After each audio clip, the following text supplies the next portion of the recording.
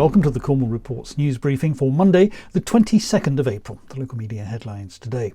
Now, they do say that there is nothing more powerful than an idea whose time has come. And one idea, which seems to be gaining ground around the world, is that, on balance, tourism does more harm than good.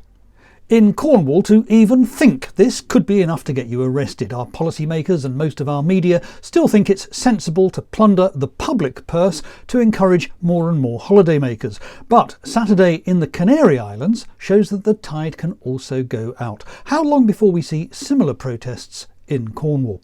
Another idea whose time has come is that Cornwall Council really should stop making a fool of itself with its pointless code of conduct investigations. A growing number of councillors say that voters and no one else should be the only group to sit in judgment.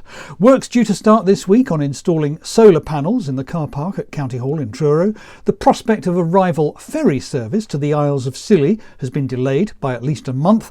And do you remember the fuss about the holiday chalets built without planning permission at Carbis Bay just before the G7 summit in 2021? Get set for round two as councillors consider just how tough they want to be about their enforced removal. Cornwall's Green Party must be feeling pretty pleased to have made the front page lead in this week's St Ives Times and Echo. The paper covers news that for the first time ever, the Greens will have a parliamentary candidate in every constituency in Cornwall. They'll do well to build on the 9% of the vote they got in Cornwall's local council elections in 2021. The Falmouth Packet said there have been nearly 100 prosecutions for begging in Devon and Cornwall over the past 5 years. The BBC reported news that a cat has been killed by a snare in Saltash.